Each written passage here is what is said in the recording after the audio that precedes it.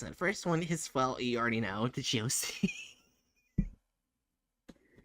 Anyways, the GOC was created in the aftermath of World War II, after the remnants of defecting occultists, psychics, priests, and scientists from the Nazi, Soviet, and Allied states, brought together and formed by the Allies. As the world stage broadened, so too did the number of countries that had their hands in the GOC, until it became what it is today. The GOC is a largely political force, seeing themselves as the police of the paranormal world. They pride themselves on destroying supernatural entities and make use of the most high-tech experimental technology possible, obtained from their benefactors. Many potential SCPs have been destroyed by them before the Foundation could obtain and contain them. They have been both on the side of the Foundation and against it at times, depending on the situation. They largely hold the Foundation in contempt for their use and containment of SCP items, rather than their out-and-out destruction.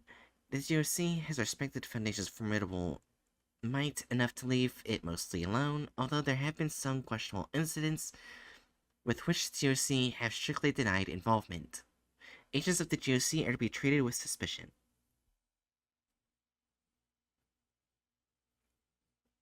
Yes.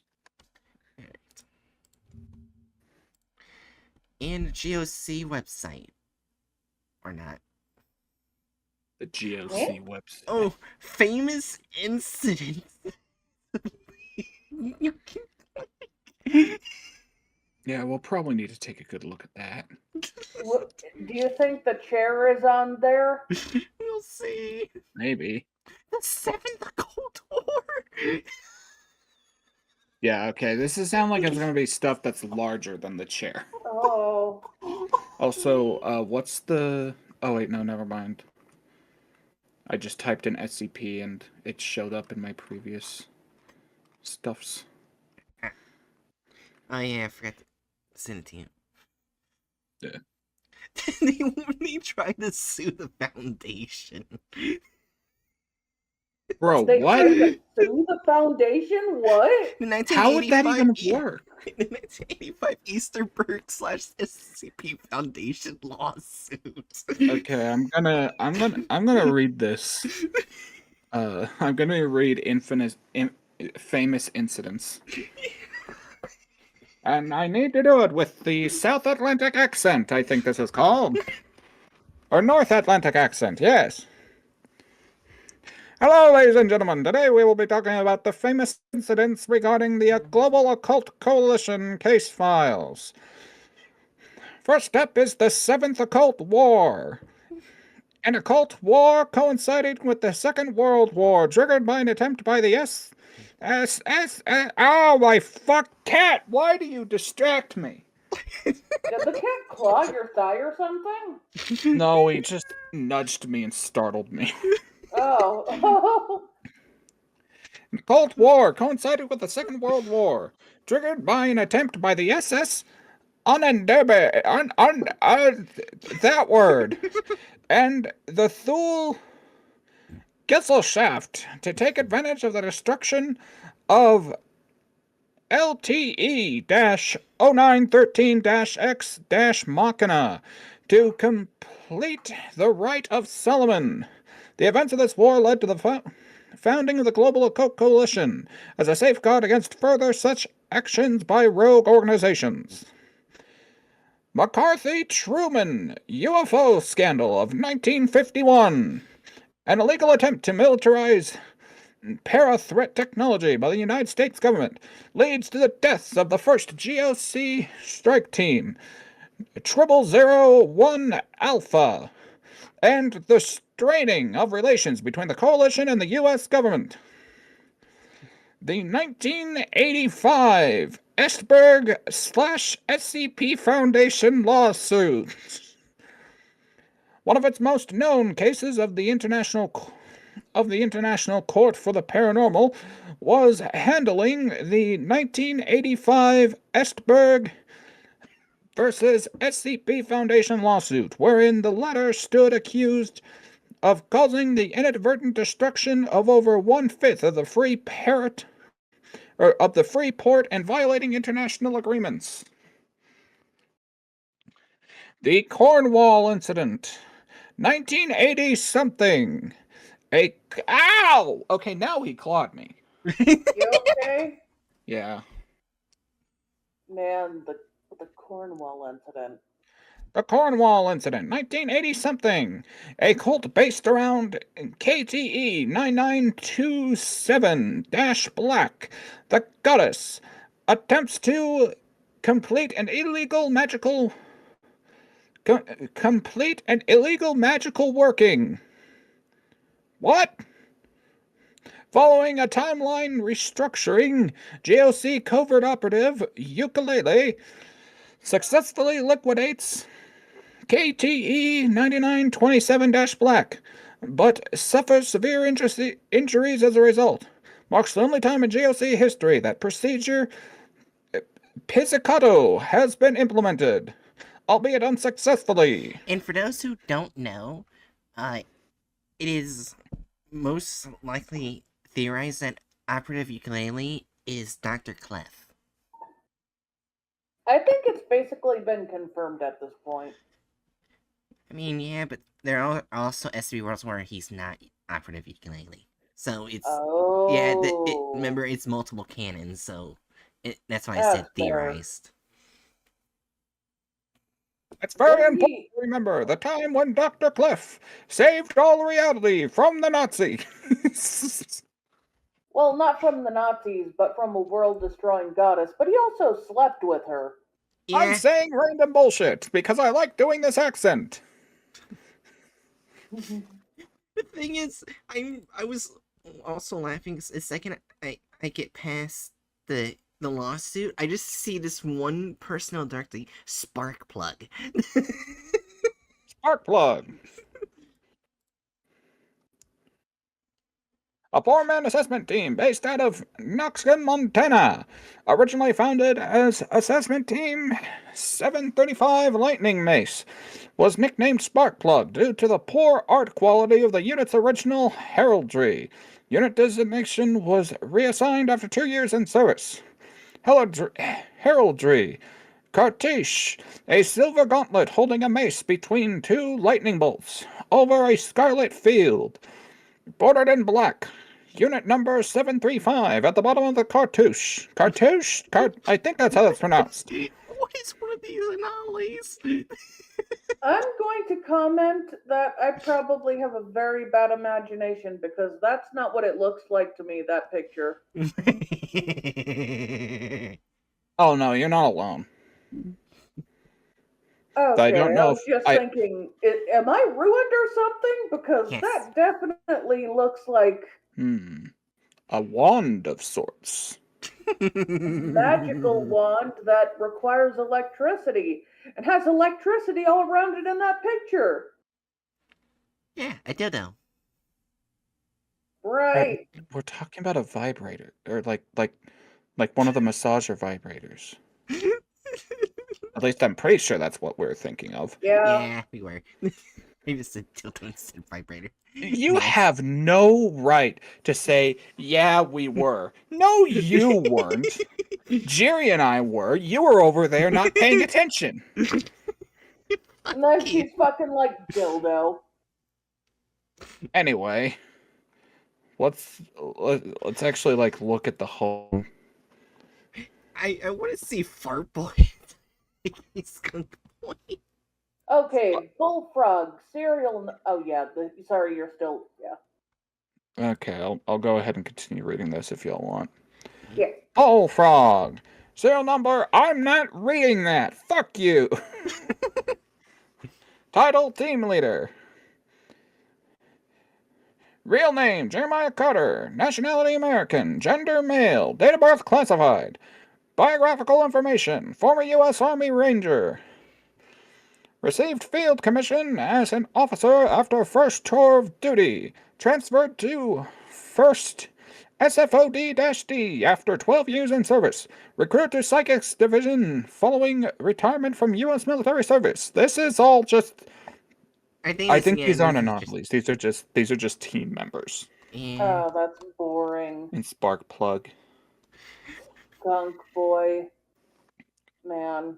Wait, what's case file reports? Oh, these are the anomalies. It's a whole lot of stuff. Blackwood Gorgon. The flying fuck is a Blackwood Gorgon. Is that what you want to read? I guess I'll go ahead and read the Blackwood Gorgon. Gorgon. The Blackwood Gorgon. I'm happy to announce that I am currently on the Global Occult Coalition website. I did not know that this existed. Kinda cool. Yeah. ATE-0154-Blackwood-Gorgon. Threat Entity Database Entry. Threat ID. Previously stated. Also, Vengeful Pinata. What? Authorized response. 4. Severe threat. Description. The anomaly refers to... I'm not reading that every goddamn time it comes on the screen. Then, Blackwood Gorgon refers to entities resembling a quadrupedal pinata, which are an imminent danger to any nearby children. Any human child under 12 years of age who enters within 5, crossed out, 30-meter radius of the entity, stays within this radius for longer than 30 seconds, will begin to experience the effects of Blackwood Gorgon, which includes the immediate and total dehydration of the victim, total paralysis of the victim, with the exception of their eyes and nervous system, and gradual transmutation of their organs into unnatural candies, which Blackwood Gorgon uses for reproduction. What the fuck? It murders the children and turns it into food for doing the hoo. Also, I'm gonna say this right now. Eggs. One of the two. Yeah, I'm gonna say this right now. It sounds like the pinata SCP that doesn't like children. Perhaps. Blackwood Gorgon will approach the victim, if possible, and begin to repeatedly batter them, causing the developing candy to pour out of the cavities created by the entity's assault. If victims are removed from the area of effect, Blackwood Gorgon will cease activity and the victim will perish, either due to dehydration, asphyxiation, or internal bleeding. Blackwood Gorgon candies are shown to have a subconscious effect on any individuals under the age of 12, causing them to desire to eat the candy, although this is described more as an intrusive thought rather than a singular desire. Individuals under the age of 12 will become an instance of Blackwood Gorgon in the span of 10 minutes, while other organisms will consume the candy will come down with a rapid and severe case of type 2 diabetes, which will usually result in death unless the individual seeks immediate medical attention. Blackwood Gorgon is typically immobile, outside of the occasions where a victim enters its range of effect. However, it has been shown to be able to orient itself in the direction of large clusters of adolescent children up to 200 miles away. Large clusters of adolescent children, 500 or more. Damn, that's a lot of babies. Engagement rules. Explosives are not to be used on Blackwood Gorgon under any circumstances, as the candies produced by Blackwood Gorgon victims are also within Blackwood Gorgon instances and are completely immune to blast or heat damage.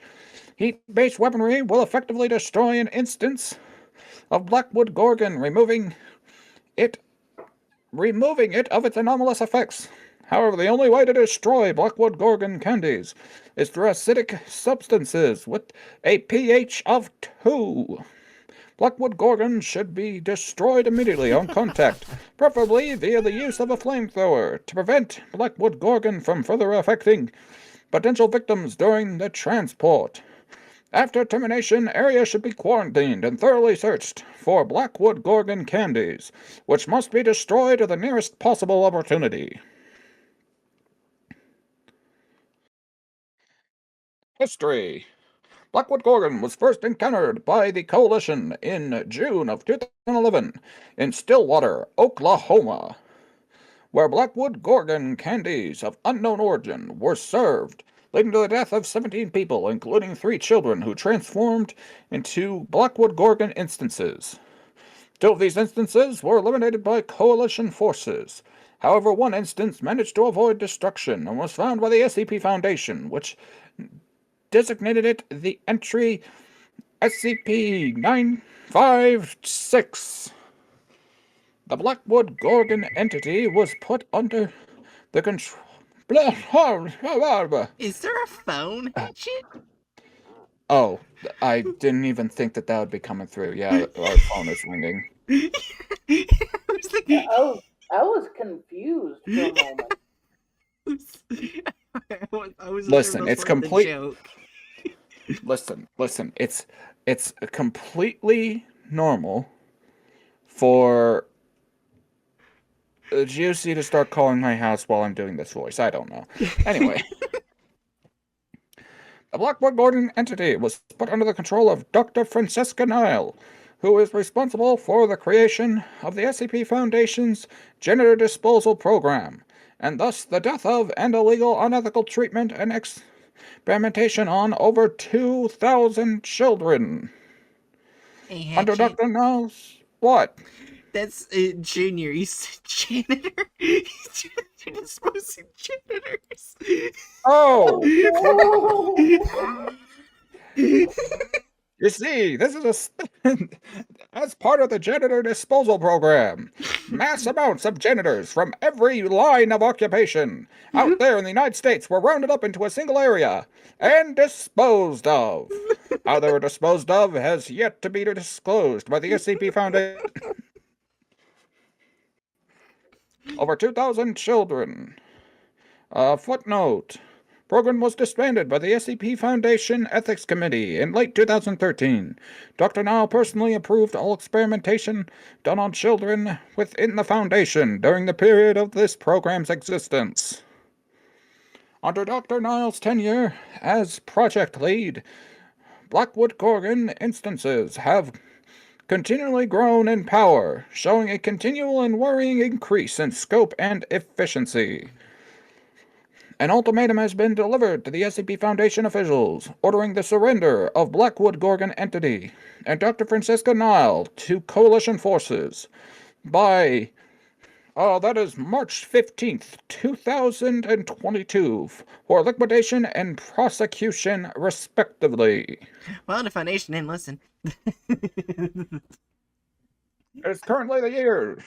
Wait, we're 5 days away from being 3 years past that date. Also, I find it funny how they're demanding to destroy a pinata. The Foundation. also, I'd like to point out it's not like the SCP Foundation is throwing children to it. They keep it isolated. What are they expecting to happen? Are they expecting the Foundation to suddenly hand it over? Yeah, also, It's basically harmless locked up. I do remember an incident with it where basically children were brought to the site one day, and yeah, that same things happened. Well, that's called people were not careful enough. Well, I mean, if the GOC is to be believed, that was purposeful testing. You know what was the SCP number for that? 956. SCP. It was not purposeful, but that does. I mean, Oh, you can click it on the GOC site. Yeah, but I already clicked away from that.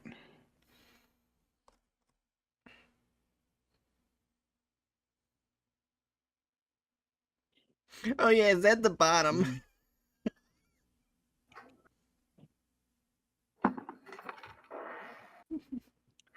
Let's see. I guess there's no children allowed on its site anymore. Yeah. Yeah. That's fair. No children. Not with the pinata.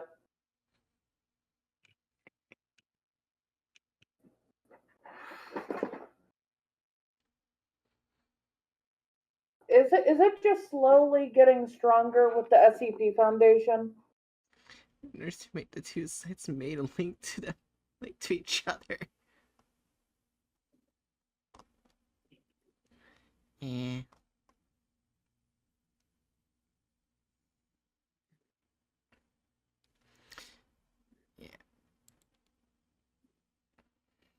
I mean, I see why the GOC wants to kill it, but as long as the Foundation is able to keep children away from that specific location, then it should be fine. So, do we actually have like a story about what led to the deaths of 2,000 children? No, I don't think so.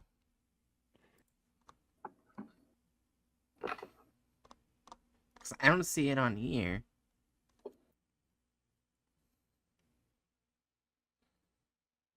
You see that the Euclid status redesignation was put in place by Dr. Nile. Yeah. And it sounds like it's because its reach extended. Yeah. It must really hate kids. I mean, you're not wrong.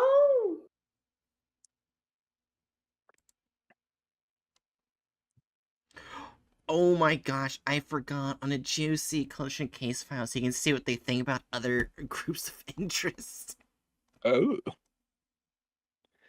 Oh, yeah, okay, so... Yeah. Which should keep it far enough from potential victims. Retrieve any paralyzed victims. Or 956-1, administer Class A amnestics to witnesses and family. We don't need any more of these things around. Okay, so... Mm-hmm. Yeah, so the effect is spreading, and I guess it's causing paralysis. Yeah.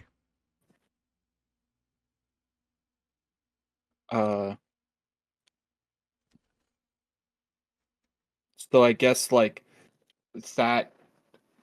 It being close enough to that caused a whole bunch of kids to become paralyzed? Guess so. Oh.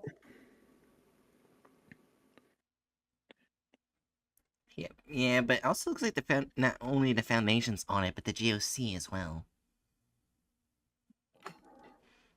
Yeah, but the GOC is like, hand over your copy, we want to destroy it. Don't keep it alive. Yeah. Foundation's like, we kind of want to keep it locked away so we can study it and understand it. The GOC is like, burn it. You know what would be a funny message to them, like, hey, give us the pinata and whatnot, alright? So, you're gonna treat it the same way as the chair? Oh.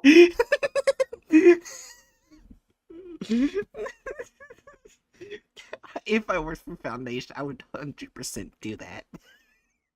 Oh. Still, anyway, like, Yeah.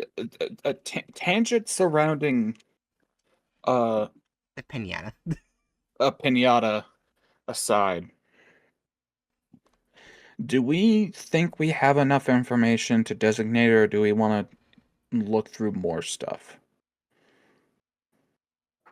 It seems like they do some good things, but they also murder unnecessarily. Yeah, pretty much. Wait, on here at the bottom from Clef.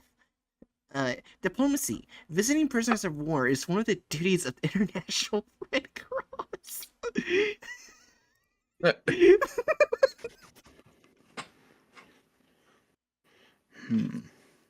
And AWTOK, fuck you, I'm a dragon. This site has worked 30 days without an injury.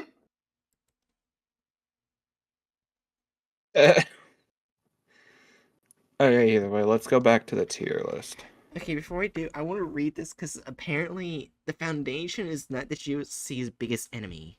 Alright, the Serpent's Hand. The Serpent Hand is a para-environmental terrorist organization opposed to the UN's current policy of containing and destroying paranormal entities to maintain the status quo. Members are often para-threats themselves, and the organization makes the retrieval and interrogation of humanoid and sentient para-threats a priority. Someone's has come into conflict with GOC on multiple occasions, resulting in the deaths of multiple GOC operatives and several complete cells. Structure unknown. Resources unknown. Standing orders. Engage as soon as possible. All confirmed Serpent Hands members are to be considered KTEs, responsible for by default. They just... Fun. Yeah, like, if everyone else has a bunch of information about the Martial card in Dark. The Serpent's Hand. We know nothing. We don't know much. All we know is that we don't like them because they don't follow our rule. Yeah, basically, they don't like the Serpent's Hand because the Serpent's Hand does not believe in locking away or, like, murdering paranormal entities. Yeah. Like, oh no, they're evil. Booker's message. Evil. Cheap rate has a feel to be part of the GOC's biggest enemy. Perfect. So,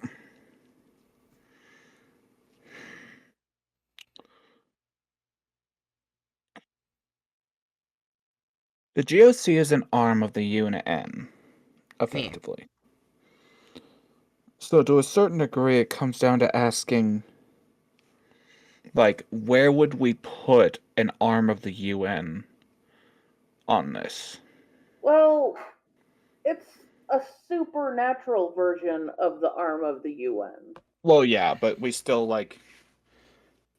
It basically kills anything that's supernatural that they can kill. Yeah.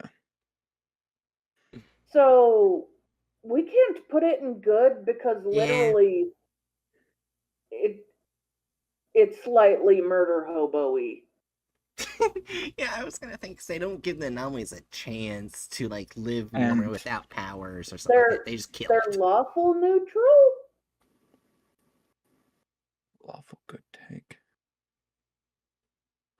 No, I would argue that as an arm of the UN, they're fundamentally an arm of colonialism. Oh, God. That's fair. Yeah. As such, I would argue lawful evil. Yeah, Okay. that does make sense. They're right next to the day fights. Oh. Yeah, they get to, they have some fun company in there. Oh, we didn't even look at the the field guide to help with it, but I don't think we need anything. Yeah. Next one we might. What did they say about the Foundation? I don't know. Wait, the GOC just thinks the Foundation is just dangerous and mysterious and evil? Effectively. Yeah,